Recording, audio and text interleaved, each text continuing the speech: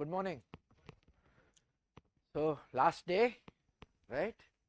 So we are going to wrap up things.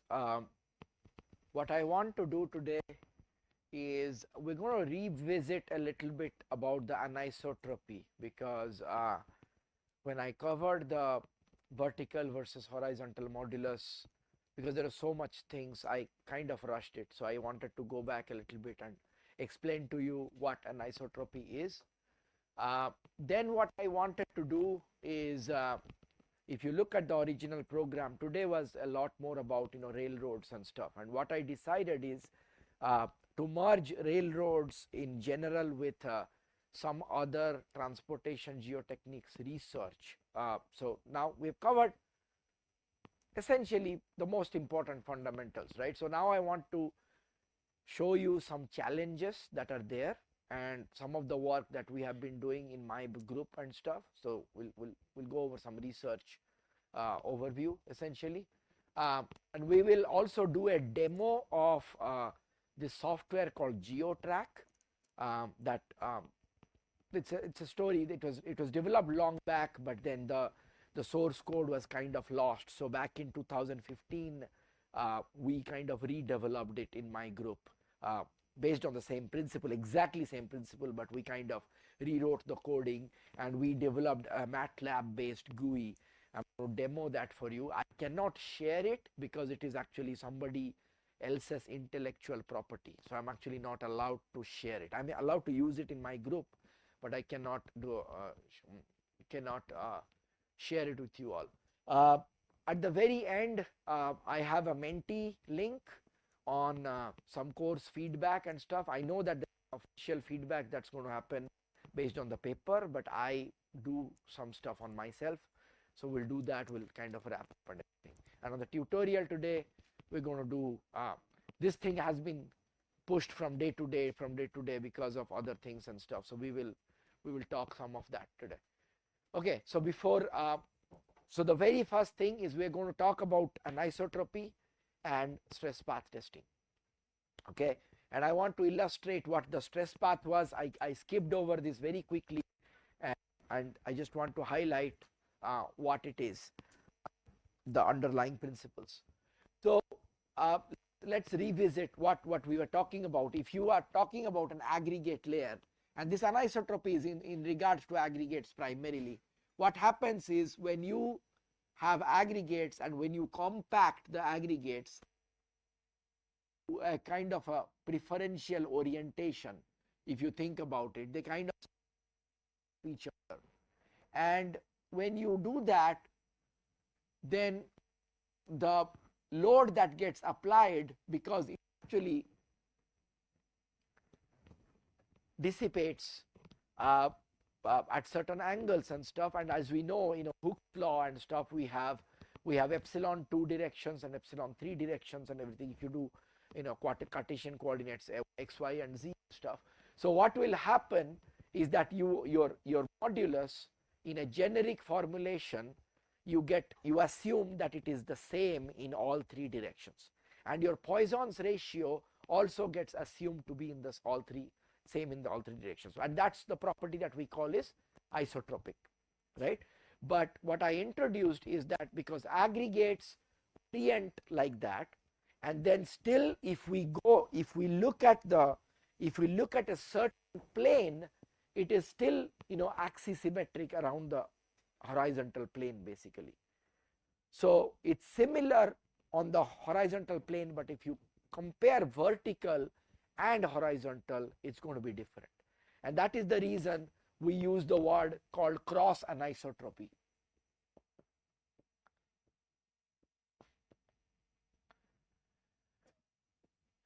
If you had a way of taking your triaxial specimen and then applying loads in multiple different directions, then you would see that the MR in H is not equal to MR. Okay, now this H I am talking about is the horizontal, where I am still merging the 2 and 3 directions. I am not separating. Now if you have a true triaxial setup, right, if you had a true triaxial setup where you actually had the ability to control all the walls, you would be able to test whether 2 and 3 are also different or not. But we're not talking about that right now. We're still talking cylindrical triaxial, right? So MRH is not equal to MRV, and that is what the concept of the fast cell was, which is where, and you did this already in the data analysis. What you did is you had a sigma h comma static, and then you had another ability to do sigma h comma deviator, and then you do sigma v comma static, and then you do sigma v comma deviator, right? So when you pulse in the horizontal direction, and then you actually are able to measure or track the modulus values, then you actually see that MRH is actually pretty small compared to MRV, and if you look at the comparisons, the factor is close to about 0.3, about 1/3. Okay, so what does that mean? What is the significance of this? The significance of this is that when you are doing an isotropic analysis, and if you are assigning the same modulus in all directions, then it is you're equating everything to vertical modulus, right? So you're saying that MRH is also the same as MRV, then what will happen is that you are overestimating the stiffness of the layer in the horizontal direction. And if you're overestimating the stiffness, then sigma over E is your strain. You are underestimating the strains, right? If you're underestimating the strains, you are underestimating the pavement responses, right? And you are you're underestimating response, so you are now overestimating pavement life, because your prediction functions are based on that, right? So that is the reason, that is the whole reason this setup was designed. And what you can do is actually pulse in the horizontal direction, and we had some equations. It's not in this one. I can pull it up quickly for you.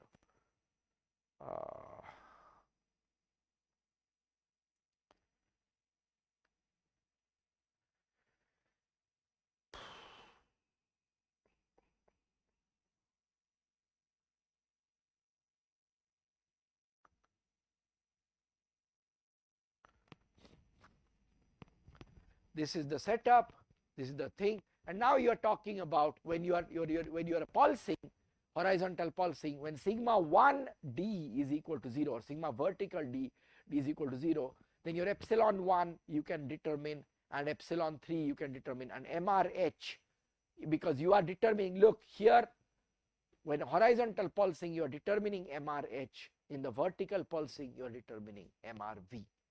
Right? So now you are able to isolate and separately determine the two resilient modulus values.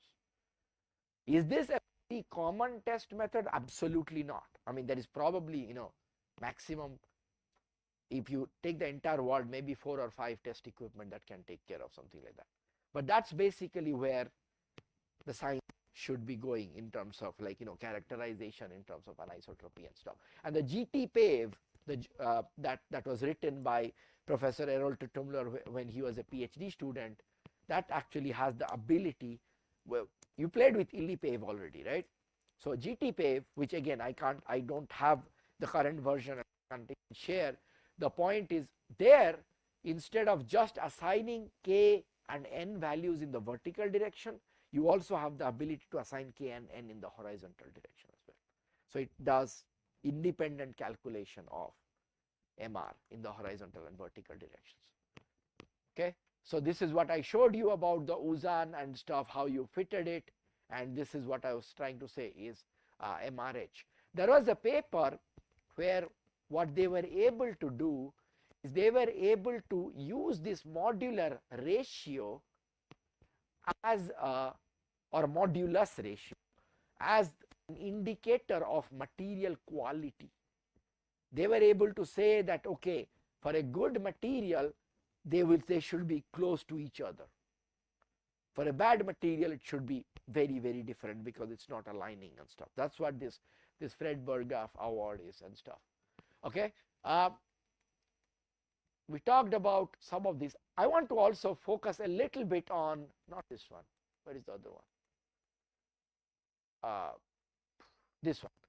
I want to focus a little bit about stress path testing. Okay. So stress path in this context, we are defining P is the mean stress, so divided by 3, and Q is basically the deviator stress. If you look at the definition, so P is basically theta over 3, and Q is equal to sigma 1d minus sigma 3d. Okay. Why is this important? What is stress path? I mean, those of you who have taken, advanced geotech classes and stuff, you know that stress paths are basically, it's almost like a history. It's like a health history of the soil. You can see how is it being loaded, what is the stress it is experiencing, and it can plot it on a PQ plot basically. So if you look at it, the x-axis is P and the y-axis is Q. Let us take our traditional resilient modulus test. Traditional resilient modulus. Okay. So if you remember, I'm going to just work on the first pulse group or first sequence. So sequence number 1, your sigma 3 is what? Who remembers? 3 psi. Sigma d is 3 psi. Sigma and then so sigma 1 basically becomes 6, right? And then let's do number 2. 3, 6, 9. 3 is 3, 9, 12, right? What I want to do, the exercise here, is let us calculate the P and Q values for each of these stress states.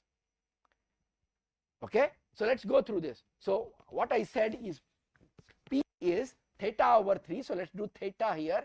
Theta is what? Sigma d plus 3 sigma 3, right? That's what it is. So sigma d is 3 plus 9 is 12. Yes. Now I'm going to make another column for P here. So I said P is theta over 3. So it's 4. Let's do this one. Sigma d is 6 plus 9, 15, 9 plus 9, 18, 6. Yes? Are we cool on this one? Okay. Now Q. We said sigma 1d minus sigma 3 d. Sigma 3d in the vertical pulsing is how much? 0. So Q is basically this, right? 3, 6, 9. Correct? Now let's do a PQ plot.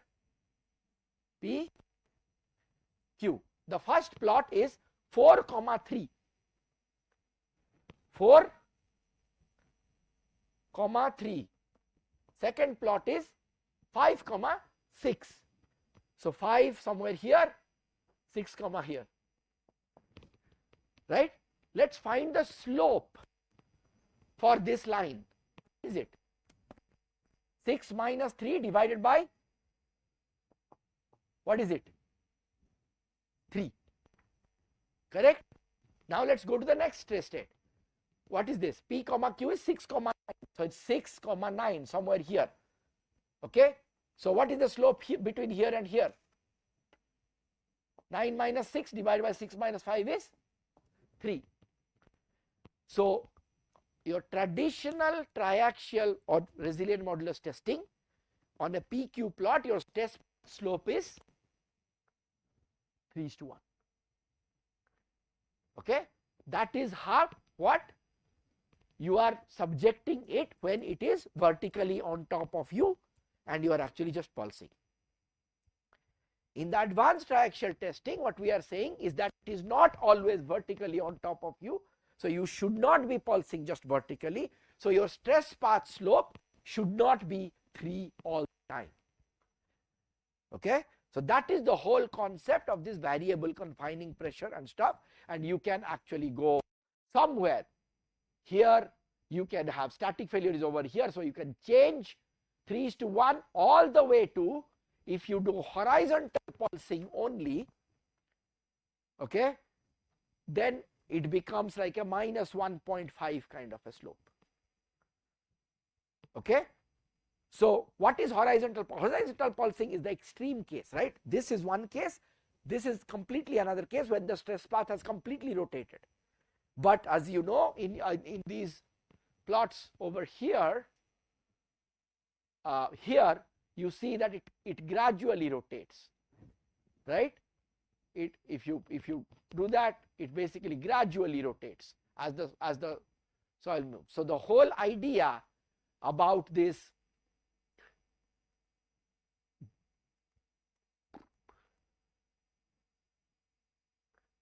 one is that you are trying to find ratios or proportions of different vertical and horizontal pulsing, and you can come up with another pulse or slope completely.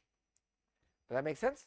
So that is actually one sequence, and you can actually do both of them together. Okay, so let's find that out. Let's try to do. So that's one extreme. So, oh crap. Okay, I think what you can do is, I'm going to do this, and we are going to do sigma 1d here, and we're going to call this is sigma p, sigma 1d. I'm going to write sigma 3d, and then I'm going to calculate theta, and I'm going to write p, and I'm going to write q. Okay, and this is basically the exact same. Imagine Astro T307, but now you are doing both pulsing together. You're not just pulsing this way. So what is the confining? Still 3, right? 3, 3, 3, right? The pulse is 3, 6, 9, and right? We're pulsing both now. So now let's try to do a theta. Help me out. I don't know any numbers, so I may make mistakes. So sigma 1 comes out to be what? 6, right? Sigma 2, because you are pulsing the entire thing. So sigma 2 and sigma 3 are still the same, right? So sigma 2 and sigma 3 are both 6 as well, right? Isn't it? Yes. So what is theta? 18. So P becomes 6. Q is sigma 1d minus sigma 3d, which is, right? Now let's do this case. What in this case, what is sigma 1? 9, and they are also 9. So 27, right? And then P is 9, and what is this? 0. So trace this. 6, 0, 9, 0. So now it's moving along this line, along the P. Okay, so it's one case of stress path testing and stuff. Now when you try to do a model, complete model, and you actually say that, okay, this is where my wheels are, this is where my wheels are, and this is the stress path, what it is. Let's just say you are trying to study a repeated load, like the NAPTF, the National Airport Testing Facility. They have a huge system where they actually mount aircraft gears and they load.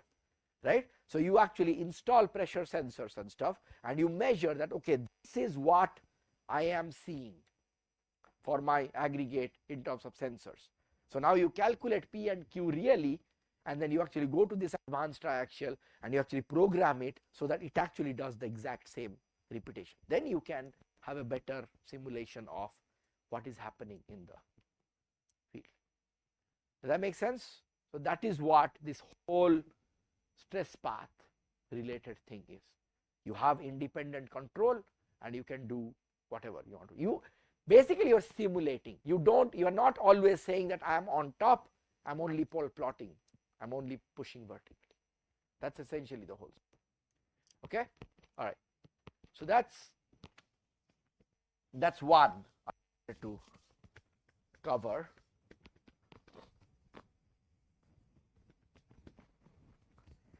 Now let's go a little bit into on the last day today.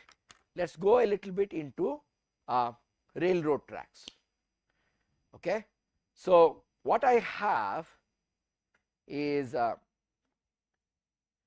we will go into railroad tracks through some research presentations and stuff, and I will spend some time to explain to you all what's going on and how that happens and stuff.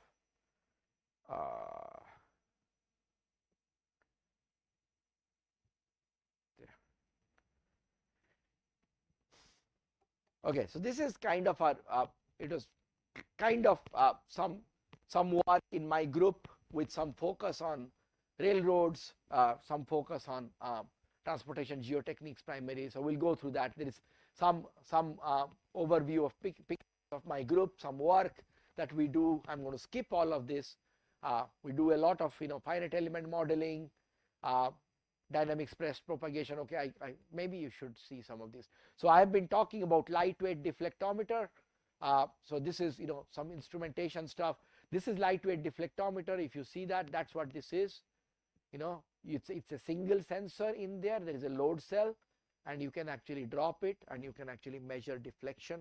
That actually gives you a good buzziness. That's me testing on some railroad tracks. This is the same as the PhD work for the DCP and stuff. Do quite a lot of asphalt testing. We'll skip those, and we'll get into a lot of this today. The railroad instrumentation, I'll show you what this is and what not. And then we try to model all the phenomenon. Again, ideal research should always be a combination of theory and model practical. So just experimentation will give you what. You need to see the why as well. That's the whole idea, right? So this is some railroad work on the repeated loading. This is similar to what your deflection basin is. You can actually, so deflection basins happen in pavements and railroads. It's the same thing. Load is there, you have a display basin. You can actually generate large number of models, and then you can use something like artificial neural network, or these days some other form of machine learning and stuff, to actually calculate damage intensity and stuff like that. This is another stuff that we didn't cover at all in this class, is discrete element modeling. That's another thing I do quite a bit in my group. The difference is, how many of you have heard of discrete element modeling? Okay, heard of it. So it's not continuum. Like finite element is very good, it's a grid and stuff, but it still assumes that you are analyzing a continuum. If you go to an aggregate layer, it is not a continuum, it's individual particles. They have no cohesion there. It's not a continuous system, right? So you have to do individual particles, and you have to analyze or study the difference or interaction between them. Concept-wise, discrete element modeling is actually very simple. I mean, underlying concept, it is based on Newton's second law. You try to track rate of change of momentum, and then force, unbalanced force is rate of change of momentum, and then you see how the particles move, how they interact and stuff. But the actual coding and formulation of it becomes extremely difficult. So this is some ballast testing and some single particle breaking and stuff like that. And then you can model, you can calibrate the DEM with LWD. So this is some of our work with LWD being calibrated as DEM and stuff. Compaction, I showed you some of that. That's actually me driving the steel drum roller, that's actually one of my research projects. And this is another one very recent, which is where we did plate compactor. So this is unsurfaced pavements and stuff, open graded aggregate layer. So that's one area we have been studying for the last 3-4 years. This is last year. This is 2023. This is 2021, I think. So compaction studies and stuff. This is an overview as a drone footage. This is what happened in 2023 October, basically. This is my students. We're constructing all these layers, and we had all these, plate compactors to compact and study how compaction works. And we'll go a little bit into those findings and stuff. Just wanted to show some stuff. Okay, so now let's talk about what I want to focus on, and a lot of railroad here and some pavements and stuff. We're talking about a combination. We have talked a little bit about lab characterization. We've talked a little bit about numerical modeling in this class, like with ILIPAVE and stuff like that. But we haven't talked about field instrumentation at all, right? So that's what I wanted to focus on today, so that you have the cycle complete, right? So lab is a very simplified, assumed kind of a scenario. Numerical modeling is theory. There is a lot of assumptions and stuff. Field instrumentation is something that happens in the field. You have to bring all of that together. We need to monitor what we have. Then we need to verify hypothesis and evaluate alternatives, and then we study like the underlying mechanisms and stuff. So it's a cycle. So an ideal research should actually have all three of them, right? So that's what we're trying to do. So this is some lab testing stuff in my group. This is some field testing again, LWDs, there are different types, DCP, nuclear density gauge. These are all my students, some past students, some current students and stuff. This is during COVID time. You'll see us with masks and stuff. This is 2021, and construction, all of this and stuff. This is LWD again. Geocells, I don't know if anybody is familiar. Some of you may be familiar. It's almost like a three-dimensional geogrid kind of thing. It relies on hoop stresses to study. So this is actually some geocell work happening in the group, and then I'm going to go to field instrumentations. This is where the instrumentation part starts. Okay, so yesterday I showed a little bit about the problem of the bump at the end of the bridge, the railroad stuff and stuff. So we'll go a lot deeper into this. So this is a cartoon by a company called Geotech that actually said, every time you approach a bridge, there is a big bump, right? There is always settlement, and there is some way you need to fix this and stuff. And there is a lot. It's a lot very expensive, and the same happens in railroads as well. Okay. So as I said, it's steel on steel, and the other problem is when you are driving on a road, you can deviate from your lane a little bit. That's not a problem. On a train, you don't deviate from a lane. If you deviate, then you're done, right? That's a crash. That's derailment, right? So that's basically what led to this problem. And then I showed you a little bit this picture. So this is some problematic sites, and this is what is known as a space curve. A space curve, you can think of it, it's not exactly, but you can think of it that you're lying the rail in the space. You're just visualizing it in space in terms of coordinates and stuff. And if you see, there's a big dip here at the bridge approach and stuff like that. There's a big level difference. So how do you address that, and how does that how does that manifest? What is the primary reason? So the way we studied that is something called MDD, or multi-depth deflectometers, and this is a pretty fancy, pretty innovative way. Actually, South Africa is where it was developed at the very beginning for pavements, and then railroads, only about 2 to 3 projects in the entire world have used it, or some in South Africa. Outside South Africa, there is only 2 projects. In America, one was back in early 90s, and the second one was our project. So if you look here, it's actually pretty ingenious innovation. The way it works is you drill a hole, and the hole is only 1.75 inch in diameter. What is that? So 3/4 inch is 19 millimeters and 1 inch is 25. So 29, 25, about 44 millimeter in diameter. Okay. And then you are trying to insert these sensors. And the sensors work in a very interesting way. If you see these screws on top, there is a tool you can actually mount, put the sensor in, and you rotate the screw.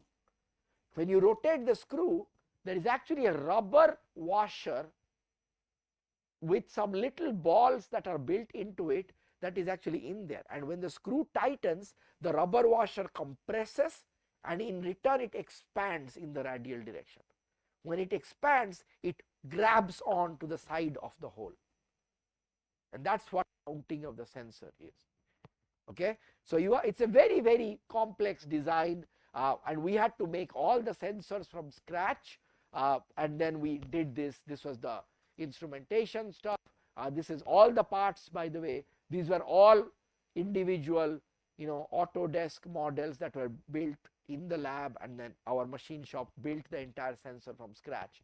And there was a research engineer in Amtrak. There is the railroad company. His name is Mike Thomas. He's from South Africa originally. He was the only one in the country, America, who knew how to do this, and he taught us, and we were able to do this and stuff. And you're installing this and stuff. And this is sample data collected. This is one train. As you can see, this is a freight train or goods train, as you call. So it goes over 180 seconds, almost like 3 minutes to pass. It's very, very long and quite slow. 49 loaded cars, 39 empty cars. Length of the train was about 5,600. So 5,281 mile. So it's more than a mile. It's quite long. Okay. And then, just like I explained yesterday, every LVDT gives you the deflection of that particular layer. So LVDT 1 is the ballast, 2 is the underlying sub ballast or whatever, fouled ballast, then 3, 4, 5. So when you are drilling, when we drilled in the field, this is where we established the bore log. So this is the bore log we established by drilling. When we encounter different material, we make a note, we take measurements and stuff. So it's a live bore log, and then you go back to the hotel and then you say, okay, my layer 1 was this many inches, so the first LVDT will be here, second LVDT will be here and stuff. You decide, and then next day you come to the field and then you install it. Okay. So then I showed you this yesterday. I'm not going to do that again. You know what I said is there is a lot of permanent deformation, and then they fixed it, another permanent deformation. This is transient. Okay. This is transient, and the y-axis is percent of total transient deformation contributed by individual LVDTs. So imagine there is delta 1, delta 2, delta 3, delta 4, all the layers, and you add them. That's the total delta. And this is transient under moving traffic, right?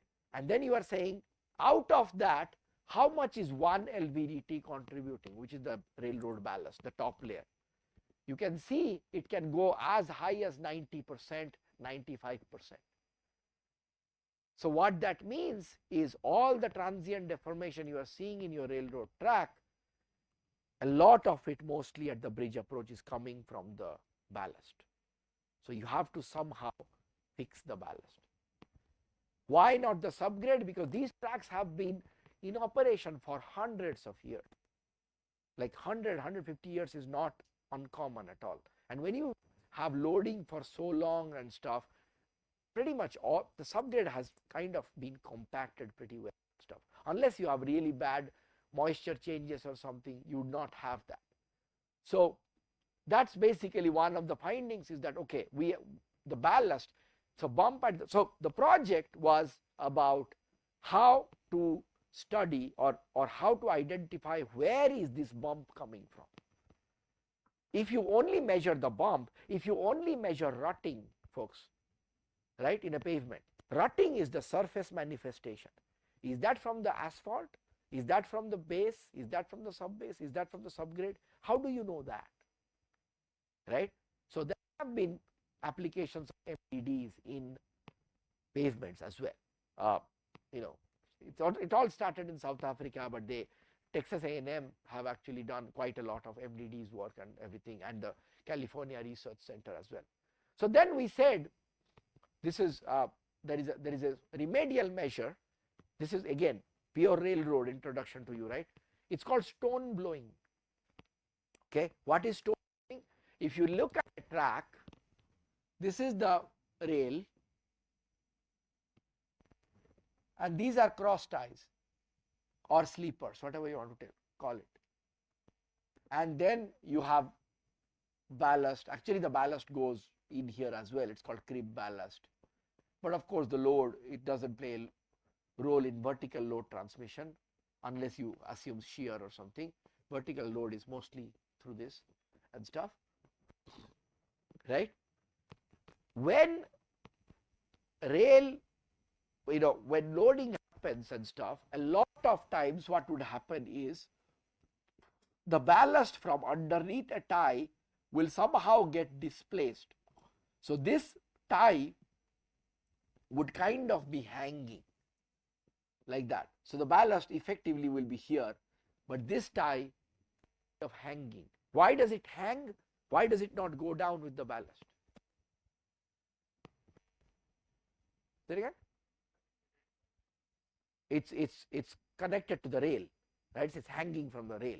It's not just sitting on the ballast. It's clipped to the rail. So the clip is going to hold it up. And the rail has a pretty strong bending stiffness. It's pretty strong, right? So one of the approaches to avoid this excessive deformation at this thing and the increased dynamic loading when the train is going up to it, going through this, is to lift this track and insert additional material that are actually almost like pea gravel, like very, very fine uniform sized gravel or rocks and stuff, to create like a support layer underneath. Why this kind of layer? Because the mechanism is by blowing, you actually do it through an air compressor. You actually blow the material in because you don't have access to it. You have a little pipe and you're actually with air pressure, you're blowing the material. So the more uniform it is and stuff, it will blow easier. So that's basically, we propose this as a solution. So then this is us working in a railroad track. So this is how the stone blowing happens. You have kind of a funnel, and then you're pouring aggregate into it, and there is an air compressor. That's what this air compressor is, and then it actually blows into underneath the ties and stuff. So that's basically what this was us trying out the method before we go to the field, and then we went to the field and did that. And look what happened. Transient deformation at that track was all like this, and then you support it by stone blowing, you suddenly reduce the transient deformation significantly. That's because it is now better supported, right? What's the take home point is that you have a problem, which is the bump, right? You said, where is the bump coming from? And then you did instrumentation, you found that it is from the ballast and stuff. Then you're like, okay, I need to fix something in the ballast layer. One of the approach is the stone blowing, and then you do that, right? Forensic investigation kind of thing, and then you fix it. And look at this. Look at the vertical accelerations. So this is all through LVDT. So if you take the LVDT, you integrate, differentiate once velocity, differentiate twice acceleration, or you can do this through accelerometer as well. Look at the accelerations in June, then January 2015. Look at how small the accelerations become. Okay, and then May again, it's starting to get bad again because it's repeatedly happening. Similar stuff is happening. So then we were like, okay, that's displacement. That's one thing that's related to LVDTs. How about loads? How does load work when you apply, when you have a train running on a track? How can you measure wheel loads. Okay, you can't just have a scale on there or anything, right? You have to have, and as the time changes profile, the wheel load also changing because it's steel on steel, so it's going to be very strong interaction. So a typical track, this is how what works. The green line, if you have a typical track, if you have a wheel standing on one tie, it takes something about 45 to 55% or 50% of the load, and then the next ties take about 20%, next ties take about 7-8%, and then it basically dissipates. That's how it is. And why does it happen? This is because of the bending stiffness of the rail. It dissipates between other ties and stuff. Right? Now, what is this? This is a form of deflection basin, if you think about it. Where is the load being applied and stuff like that, right? But if you have this is by the way, this particular plot is finite element modeling work. Let's just say I am artificially reducing the ballast modulus here from 230 megapascal to 2 megapascals. So it's almost non-existent. It's simulating this hanging tie condition. There is no ballast remaining. Why did I not do a complete gap?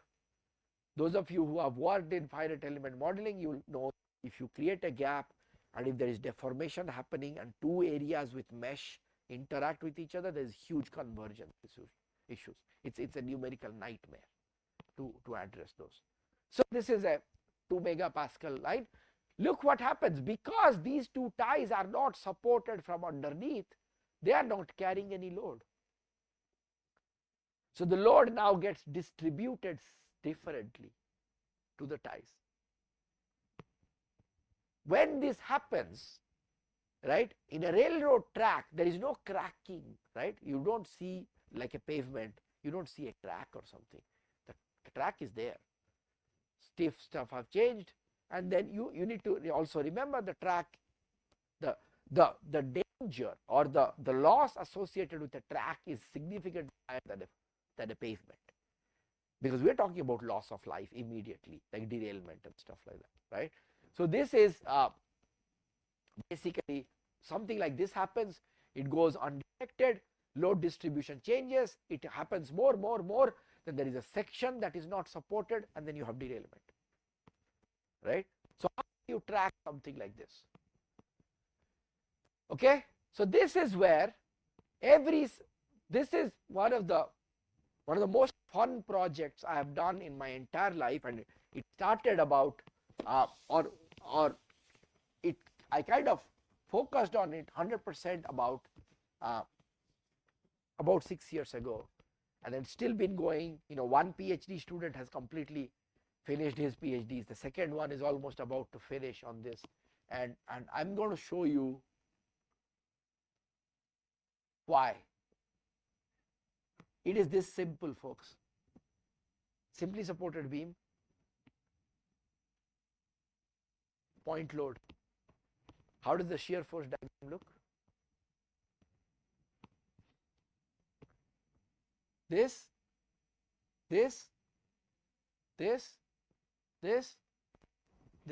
right? What is this fall magnitude? P. So if you have any point, you measure the shear force on the left, on the right. You take the difference. What's the value? The load applied between the 2 points, right? What you can do on a railroad is you can do is you have the rail, it's a beam, right? You find the neutral axis, right? You install strain gauges, 45 degrees up, 45 degrees down. Why? Because at the neutral axis, the principal strains are oriented that way, right? And then you can actually take the difference of them. That will actually tell you the shear strain. Here also you will get the shear strain. from shear strain to shear stress. How do you do that? So tau is equal to G times gamma,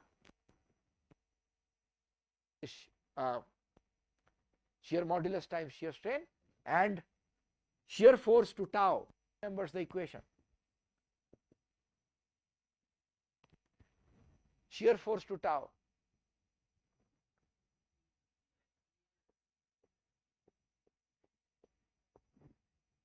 V over IT, remember that? Or IB, however you taught. I think you taught IB or something, right?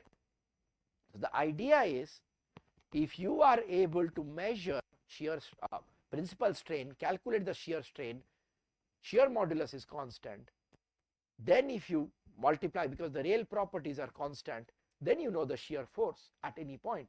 And if you 2 points, you know the shear force, you take the difference between them, what happens?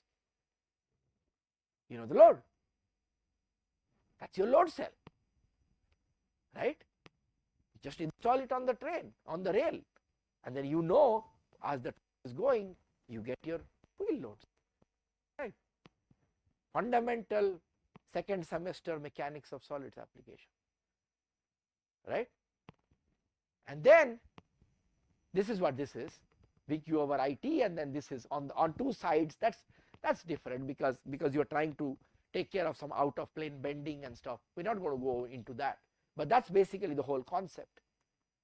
So we said we're going to do, I mean, this, by the way, we didn't invent this. This is there.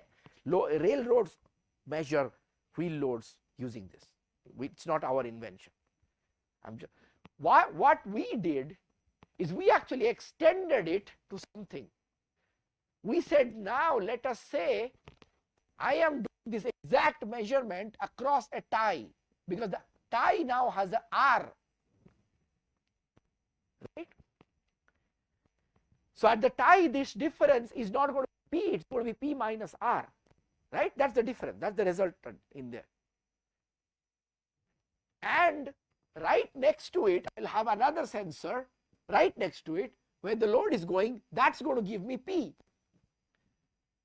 right? I have P minus R, what does that give me? So without touching the substructure, you now know what load is the tie and the substructure applying, right? So that was one. There was a study back in the 1980 that actually proposed this method, but nobody actually looked into it or proved it or studied it or something until, it's actually the funny story, I was presenting my postdoc work at a conference when one of the other engineers actually stood up and challenged me, saying that I don't think this concept is valid. Why? This is theory. You see this, and he's like, theory can say anything. I don't think it's work in the field. So that basically got me started on this journey, and it's been going on for 6 years now. You know, we wrote a paper on that with some extensive modeling that caught a lot of eyes. Then we started getting funding, and we have been funded for the last 6 years to extend this into different areas and stuff like that. And we have proved a lot of things. You'll see this. So that's basically P minus R, what I'm trying to show here. So what is the research gap? Very few efforts have utilized this differential strain to measure tie reaction forces. We only proved it, we only did it in 2014, but no studies aimed at validating this measurement. So we are like, okay, how do you do this? Can you calibrate it in the field? Can you do it for tie support? Can you do it for lateral as well as vertical? Can you move on? Now we are talking about, so this is strain gauges is decades old technology. Now we have a lot of fancy sensors. So now we are extending this, and you'll see some using fiber optics to do this. We are mounting fiber optics on the rail now, and then we're doing the exact same thing. What's the advantage? Every time you have one strain gauge or one set of strain gauge, you have a data acquisition system, you have a power supply, you have everything there. So if you want to do this at 5 locations, you are putting 5 data acquisition systems, 5 power supplies and everything. Very expensive, very time taking. Fiber optics, one interrogator at the end, and then you have 2 miles of instrumentation, just one interrogator. It's expensive, yes, but you don't need track time, you don't need all the multiple, and with time the cost gets offset like crazy. So you'll see some stuff where we have done it. By the way, this is what this is, but the very first paper where we were trying to do, we actually started from very single, almost one-dimensional elements, and then we went into cross ties and cribs, and we said when every support is similar, when you apply a P, the shear force here is minus 0.5 plus 0.5, you take a difference. Then we started changing, removing some ties. It's minus 0.866 P plus 0.134 P. Again, the difference is always P, right? So this was, this is very, very theoretical for people who want to study. It will seem trivial, but to prove it in the field is a very, very big challenge to make it applicable and stuff. So then after a very simple one-dimensional model, we went into a full 3D model. Okay, a full 3D model of this entire system that's calibrated using field data, and then studied that, and this is what this is. Look here what's happening. This is different cross tie modulus, 20 megapascal, 100 megapascal, 230 megapascal, different modulus. So that's supporting changing the ballast quality. With time it's becoming bad, weaker, blah blah blah. Look at the beauty here. This is the shear strains that are measured. Take one shear strain, take the other one, do a subtraction, it's always 516, 516, 516, irrespective of the distribution. And this is a full 3D model, right? Saying that this principle holds. So why not make use of it in the field to actually make some sense out of what you have. So then we actually came up with, this is the 2019, this was actually in TRB. This was, I think, one of the first several hundred papers that were actually published and distributed to attendees at the conference. Those of you who don't know TRB is a conference with about 14,000 attendees, and it receives about 7,000-8,000 papers every year and stuff. So it gets a lot of, and then we developed a zone of accuracy contour, and then we gave it to the industry, saying that if you are doing installations, do this, then you'll see how well it will work and stuff. So then people said, okay, the theory works, show it to us in the field. Now go and install it in the field and then see what happens. How do you go and install it in the field? You have to go, first of all, you have to calibrate the sensor. Why calibrate? Okay, again, those of you working in the lab, this is a very important concept. A calibration is basically almost like a shift factor as well, right? Because if you know, let's just say, if you know 1 volt is this many strains, that's fine. You can calculate everything. But the point is, when you don't have that knowledge, 1 volt is this many strains, and you only know strain, and in the field the rail property changes a little bit. The wheel is a little bit out of shape, so there is an impact load. The subgrade has changed a little bit. So you cannot just predict pure strain values or something, right? So you have to have calibration. So we did a lot of calibration. I'm going to skip some of these pictures and stuff. So this is field instrumentation, us going under FRA, the Federal Railroad Administration funding. We actually went and installed these sensors. We removed ties to artificially, this is me grinding the wheel and stuff. This is the strain gauges installed, and then this is now a plate with actual load cells that we inserted underneath the tie. We said that if our theory is right, whatever we measure with this load cell, we should be able to calculate without doing anything, just by our rail approach, just by this approach, right? So that's basically what we did. There is two ways: load cell, instrumented tie plate, which is very similar. It's a tie plate with some strain gauges on it, and then we started calibrating with different type of A-frames, which is, this is how you apply loading, and you study the volts and stuff. And what you see is, the first thing is, people were challenging, saying that if you change the type of calibration, your results is going to fall apart. You're going to get different results and stuff. And in this study, we did 3 different calibrations. One is where we actually, because we are working with the railroad industry and with funding from them, we were able to bring a complete railroad car, park on top of the site, use a hydraulic jack to push against it, almost like a plate load test, push against it and apply loading. No wheel, just push and a point load kind of thing. And then this is an A-frame, which actually does is it clamps the rail on 2 ends, and then there is a hydraulic jack here, so it pushes at the middle, pulls on the sides basically, because it's a self-mounted reaction frame. And when you do the calibration, look at the constants, folks: 7.8196, 8357, 8388.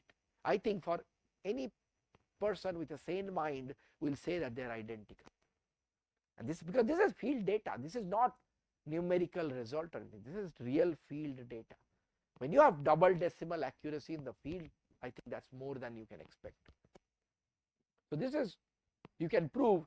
So again, the use of instrumentation, the use of sensors, the use of basic civil engineering principles, and how you can apply that to perform measurements in the field. So this is me again trying to mount that sensor, the plate underneath and stuff.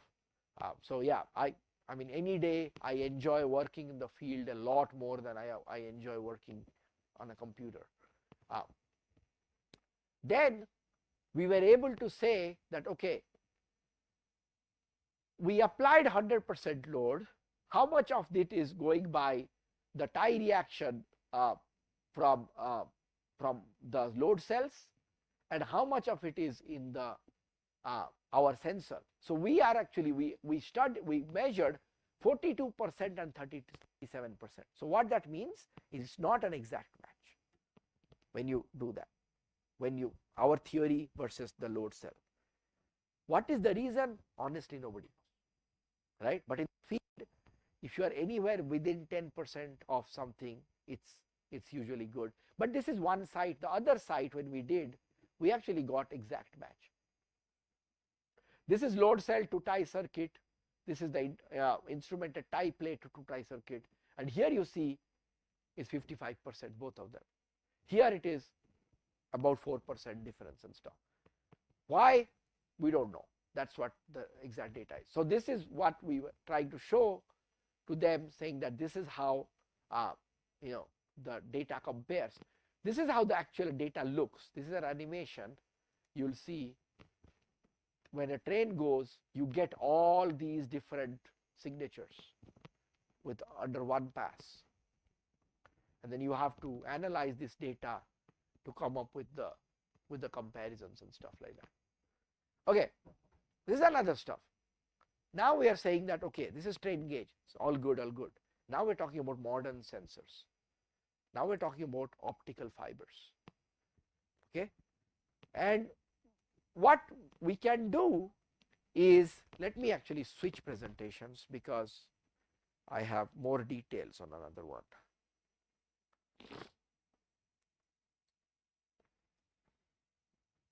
This is our TRB presentation on the same stuff. I'm going to skip this. I'm going to skip this. This is the concept of what is known as FBG, or fiber Bragg grating. I know that in India also there are people have studied this. I don't know, I don't think on railroad application, but I know in civil engineering people have studied this. What this happens is this, folks. A grating is nothing but almost like an itch, almost like some writing. When you send light, laser, through an optical fiber, a glass basically, right? You're sending it. A light is a spectrum. It has many wavelengths. And then it goes, when it is transmitting through it, and then if there is some itching, there is going to be some wavelength that is going to interfere destructively with that witching distance. And then that wavelength is actually going to get reflected back. The remainder stuff will actually go and stuff. You can actually track what wavelength is being reflected back. And then imagine my rail extends, or my bridge extends, or my truss extends, or something.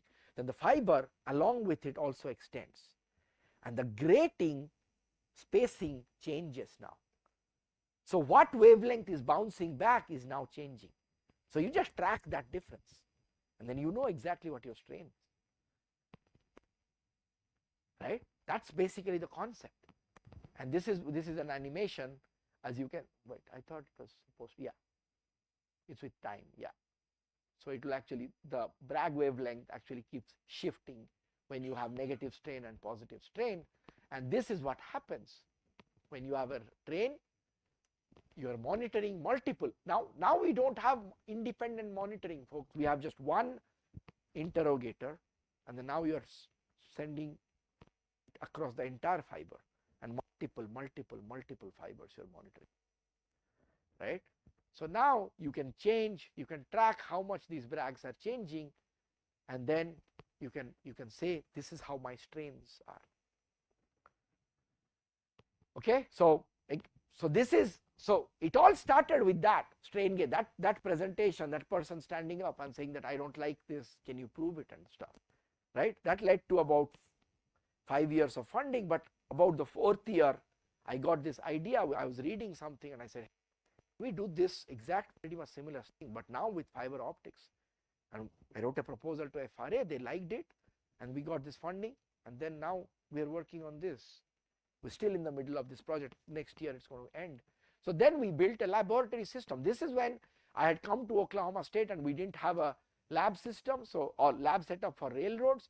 So we basically set this up, a simply supported beam. This is our lab. This is, we designed this. It's a simply support. It's a roller on one side. It's a pin on the other side, because it's kind of, there is two welding, there are two rods welded on the side, so the roller cannot go. There is no horizontal deformation. And then we bought a bunch of LVDTs and a bunch of strain gauges, and we said we're going to do a conventional measurement, and then now we're going to mount it with fiber optics, and we're going to compare and see if they are going to work or not. This is the setup: LVDTs, FBGs, strain gauges, everything. This is my actuator. We're loading it from there, and then this is how the FBG system works. This is called an interrogator. This is the most expensive part, by the way. It's a very expensive piece of equipment, but the ability to monitor multiple sensors at once makes it very advantageous, right? So then what we did is, look, first we need also, I mean, again, it's kind of a, in Hindi you call it kida, right? Kind of a problem I have is I always try to study every problem numerically as well. I try to find out what's the justification. I'm never only happy with lab testing. I just don't like it. So first thing we did is we developed a finite element model for a simply supported beam. Some of you can do it in your sleep. This is nothing special, but the point is we're saying that, okay, LVDT and numerical model exact match, so we have a good model to represent our system. Now let's go and play with it. So this is just basic ground truth. Now we said we're going to install this. This is fiber optics, and this is a strain gauge. Okay, and by the way, why is it horizontal? Because the strain gauge has, it's called a dual element strain gauge. Some of it go up, some of it go down. So there's two measurements happening in the strain gauge, in plus 45 degrees and minus 45. It's in there. It's you just don't see it. It's in there. So basically this is nothing but a simulation of the plus 45 part, the fiber optics. So you mount it and then you compare, and then we were like, okay, look, this is where it is. The values are pretty close to each other and kind of around the numerical result. So yes, we are getting representative numbers on how much we can measure strain just by using fiber optics. No strain gauges anymore. And the advantage of fiber optics, folks, what you'll see is what we are doing, and you'll see this a little bit and further. We are now installing it in the axial direction. We are measuring axial strains, okay, and then we are using classical beam theory to go into curvature, to go into bending moment, go into shear force, to go into the fourth order equation where you get deflection. So now we have now kicked out LVDTs, we have now kicked out strain gauges, just fiber optics, and it's going to give you deflection and force and strain. What are the assumptions? Yes, there are classical beam theory assumptions, and we can talk about it later. So this is again some more modeling work. This is FBGs, and this is axial strains, and again we are able to match exactly the numerical model with these and stuff. So then we said, okay, can we predict rail behavior now? Now can we predict force? Can we predict deflection just by axial strain measurement and stuff? So this is the underlying theory, the curvature, double integration and stuff like that. You probably know this, most of you. Now we can do rail displacement, and look, this is my numerical model results. These are the LVDT results, and this is where my FBGs also lie. So now with just axial strain measurements, I am now measuring vertical deflection as well. So I'm measuring strain this way, and then I'm calculating deflection this way. Now you have eliminated strain gauges and LVDTs with just one sensor, right? So again, I'm going to skip these. There's a lot more details in this. I don't want to go into this. So let's go back to the previous thing as again. No.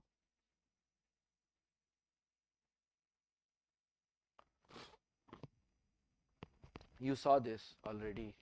I'm going to skip through this. This is FBG approach. This is some coding and stuff, how this is optimized and stuff. So that's basically on the railroad side. Now let's talk a little bit about forensic investigation, and this project is going to be of great interest to a lot of you because expansive soil is something that you all have. I mean, in India there is a big problem you have of expansive soil, and pavements do affect. So back in Idaho, there was a railroad here which had extensive, it was almost like a roller coaster ride, okay. They would come back, they would fix it, they would not do this. This is actually a sketch that my wife's sister-in-law, she's a graphic designer. She works for she used to work for Nickelodeon, you know, the cartoon company and stuff. So I told her, I said, I want something for my presentation. So she made this for me. Beware of the expansive soil monster.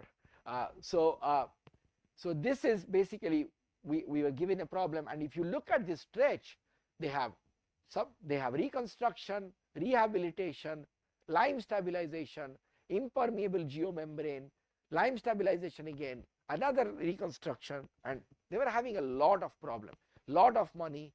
So they came and said, can you help us? Can you help us fix this? So what we did, this is the soil, by the way, look at this this is a time-lapse video of about 5 minutes, okay. This is a PVC pipe in which the soil is there. I mean, it's packed in there. I cut it and I dipped it in water, and then just did a time-lapse video of about 5 minutes of the particle just swelling just underwater, and look how much swelling is happening just in 5 minutes underwater. It's an extremely expansive soil, right?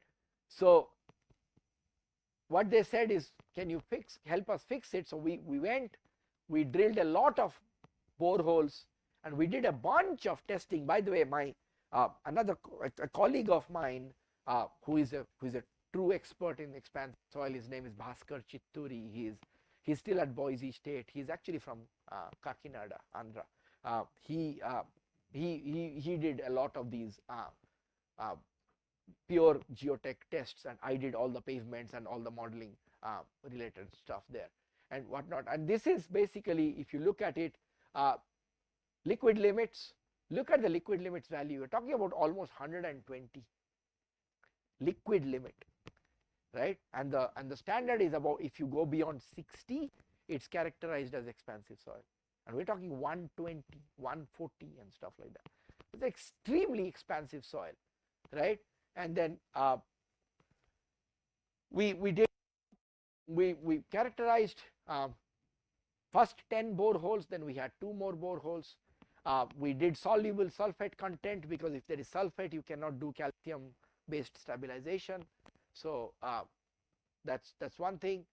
But this is the most important question. There's something called active zone. I'm not going to talk to you about geotech here. What is active zone? Active zone is the depth over which the moisture is also changing and the soil is susceptible, so that you can have expansion, because expansive needs change in moisture, right? So you have to have moisture change as well. So in this site, there is about 11 feet is the active zone. What is 11 feet? About 3.5 meters, close to 4 meters, 3.5 meters, right? Can you replace 3.5 meters of soil? Can you lime stabilize 3.5 meters of soil? Can you chemically stabilize 3.5 meters of soil? You can't. So the answer is, you cannot stop this soil from expanding. That's just the truth. You have to live with it. Now, as the engineer, your question is, how do you build your pavement on top of it and still be okay, right? And this is where it's, I was attending a conference in Portland, Oregon, and then I was watching a presentation from Israel, and this guy talked about some hybrid geosynthetic system. And if you remember from day 1 or day 2 of the class here, short course, you remember my example about mattress, standing and sinking. Mattress is a very fun thing for me, because I like to analyze things like that. I actually thought, and we talked, me and my colleague thought, I said, why don't we make a cushion, so that when the soil expands, the cushion will dissipate the stresses widely, and the pavement will not heave locally anymore. It will heave over a longer distance and will not have that problem. So he's like, okay, how do we do that? I said, let's use geocells and geogrids, right? So we're going to fix that. We're going to put that aggregates in there, and rather than studying a problem from top down, now we are flipping the beam problem, where the loading is coming from the bottom and you're just dissipating it. Instead of protecting the subgrade, you are now protecting the asphalt, right? So that's what we did. We did geocells. This is the presentation I was watching. This is actually the year, I mean, I was there in Portland, I was watching, and I got this idea. I was like, man, we should do something like this. So then we proposed to them, we said, we're going to use geocells, and we're going to model again. Everything starts with the model. Is going to model, and you're going to study if this theory is going to work or not. So we modeled this problem, many different alignments. I'm going to skip through all of that, and then they actually constructed it based on our recommendation. Probably only 1 or 2 projects I have been involved in my entire life where they have taken recommendations and actually implemented it, right? Otherwise, researchers don't usually get this pleasure, right? So then they constructed it, and they were monitoring it. At least for the first couple of years, I was following up. There was no problem. It worked, right? So again, trying to find out problems and fixing it. Next one is, this is we're going to go through this probably quickly. Aggregate geogrid, another thing, and this is what's known as discrete element modeling. Again, these are things we did not touch of transportation geotechniques. That's why I'm showing you. This is where you are now modeling everything at the particle level, not continuum. We are actually interacting. So the geogrid is also an assembly of balls, and your aggregate is also an assembly of balls, and then you can do individual aperture stability tests and stuff, and you can check and you can calibrate the model compared to the data. And then what we did is, this is a triaxial test setup. This is a 300 millimeter diameter, 600 millimeter tall sample. Okay, this is actually from scratch constructed by me. I actually built this test device. I named it actually. I'm a big Jurassic Park fan, like dinosaurs. So I actually named it TX24, like a Tyrannosaurus Rex. It's TX stands for triaxial and 24 stands for 24-inch height. So it is still known in the research community as TX24, and I named it because of Jurassic Park. So it's called TX24. That's the first paper when we measured it and stuff. So then we I'm going to skip this. This is some FEM stuff with geogrids. I don't want to bore you guys with information like that. But bottom line is, I wanted to show some. This is an older picture of my group. It has changed now. Some people have graduated, some people have not. I'm going to show one more thing here, very related to what we have been talking about, but not something we went through. This is about compaction of open graded aggregates. I've been talking about how it is very difficult to compact, right? So we are working with, we worked with an agency called Interlocking Concrete Pavement Institute, who make permeable pavements, and they actually made us do a lot of LWD tests to develop a construction specification for them. And it was developed saying that your layer is well compacted as long as your deflection is less than 0.6 millimeters. This was our recommendation, and they implemented. But then next year they came back to us and they said, that's good, but what if the contractor does not have an LWD? They're a small contractor, they don't have an LWD. Are we going to force every contractor to buy LWD? Answer is no. But they have some standardized compactors, like plate compactors. They're like, can we develop, can we study to see if, from compaction point of view, this is actually a hand-drawn sketch by me. If you take any kind of compactor and number of passes, are the slopes moving separately so that the surface deflection, the target surface deflection, is intersected at different points of time? So in other words, if I have a 8,000 pound compactor versus a 10,000 pound compactor, does that mean that because the LCM is 40, does that mean 5 passes of the 8,000 is equivalent to 4 passes of the 10,000? Is it? There is no such data, there is no such theory, and this is a lot more evidence based on empirical research, but this is very applied, saying that the contractor needs to know how to compact this, right? So this is the this was the project which you saw some videos, but then we went a little bit further. Have you all heard of what is known as intelligent compaction? So it's basically a compactor that has sensors in it. Okay, so it measures the acceleration of the layer as it compacts, and then it can detect that through check adequacy of compaction. But the problem is, intelligent compaction is very expensive and it is only available for big compactors, right? So then what I said is, these are small projects. I actually challenged a student. So we were working with a collaborator who made this thing called a smart rock. Okay, it's a little accelerometer. This is my student's hand. It's a little accelerometer, and we are saying, can we mount it on the compactor and measure acceleration as it moves on the layer? And we are going to develop a compaction index based on that. Because, by the way, those of you who don't get it yet, why can't we just use density?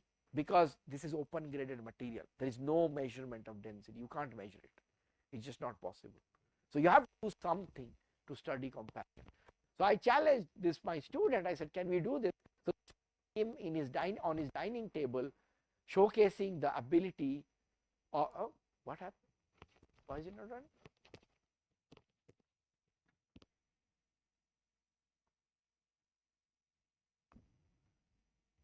That is weird.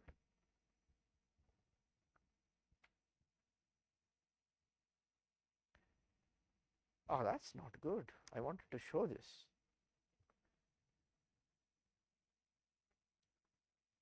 I know this will work. I've tried this before. So we call this a smart rock, and this is him in his kitchen. And then he basically imported the data into Python with real-time measurements and stuff. And the point is, as you move the sensor, you're actually getting, from acceleration, you can double integrate, and then you can actually go to displacements and stuff. So the idea is, can you do the same thing on a compactor and build something called a poor man's intelligent compaction? Because intelligent compaction is extremely expensive, right? So now we are trying to do this, and because I'm here, I'm going to show you another video.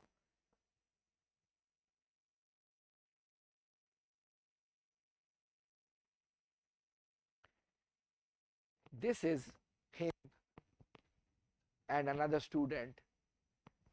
There is a sensor mounted on here, okay, and he's trying to track something called an A2. That's not important, a compaction index. As the student is driving the compactor forward, we're trying to track this compaction index, and then they change direction, and you see that when it stops, there is actually a little stop in the time history, and then as he goes over multiple locations multiple times, you can actually track this compaction index and try to propose to them after some calibration. Of course, we are not there yet, but you can propose to them saying that because there is no deflection, because there is no LWD, this setup costs $200. I mean, the accelerometer is very cheap. It's mounted on there. $200 is like what, 15,000 rupees, something like that, 16,000 rupees. So mount it, and then can you do something with respect to just compaction, with respect to some kind of an index. Now this is empirical. This is almost like your structural coefficient stuff. We yet don't have a theory or a physics behind this. We are trying to see how acceleration changes, and the energy dissipation and the magnitude different corresponding to different Fourier frequencies and stuff, how that changes when you are compacting different layers and stuff. Skip this. Let's see, what else do I have?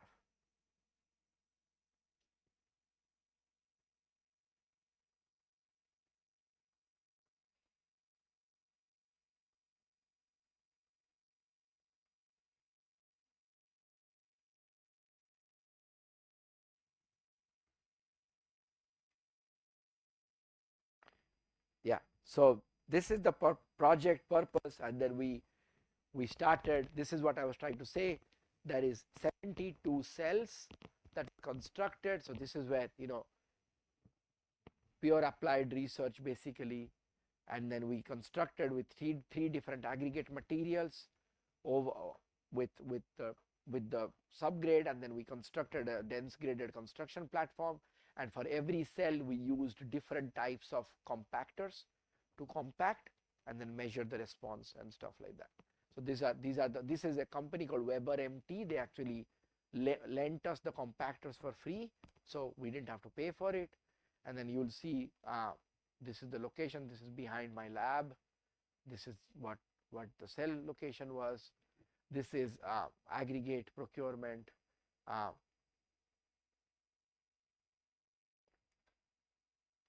going on? Aggregates. or sieving the material to say establishing target gradations. This is construction, you start from the grading and everything, then you do a DCPs to see average CBRs. Today in the tutorial I'll show some of this data to you to see how the average CBR is calculated and stuff like that. And then this is the DCP testing happening. At night we're testing, and then we were able to do LWD testing. This is the construction with the target laser to see how tall it should be. Then this is because this is such small test sections with so much variability, we actually constructed a little formwork. So we would actually place this, then pour the aggregate in here, and that's one section, and then move the formwork to another location. This is what was happening. There's a video showing that.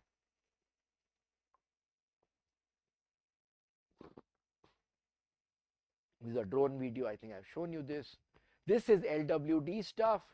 How surface deflection. The green layer basically shows that for the compaction platform we were able to get uniform compaction throughout and stuff. And then these are the different compactors. This is me pouring diesel into one of the compactors. This is us compacting. Everybody was trying to compact, multiple of them working together. Then after every compaction we did LWD testing and stuff like that to see how testing is done. I'm not going to go into data analysis here. And then smart rock, you already saw that this is what it is. So anyway, the objective of this first part today, it's almost done for that. We were trying to study, look at different challenges you can see, and some of the topics we haven't touched about instrumentation, how they are used, what they can tell you, and how we can integrate that and stuff like that. Okay, all right, let's break for now. We'll take a 15-minute break.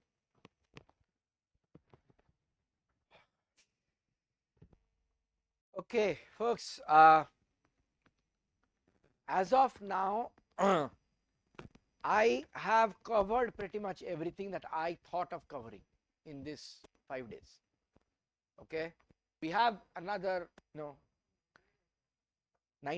close to 90 minutes to go.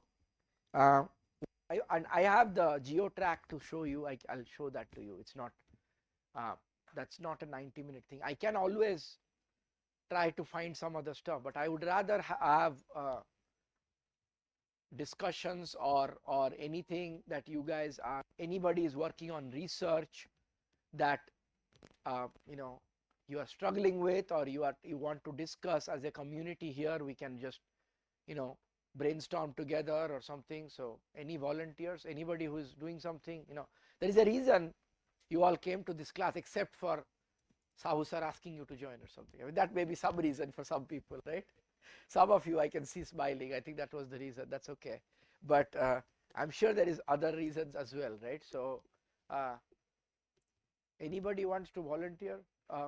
Any questions that you want to discuss? Any challenges?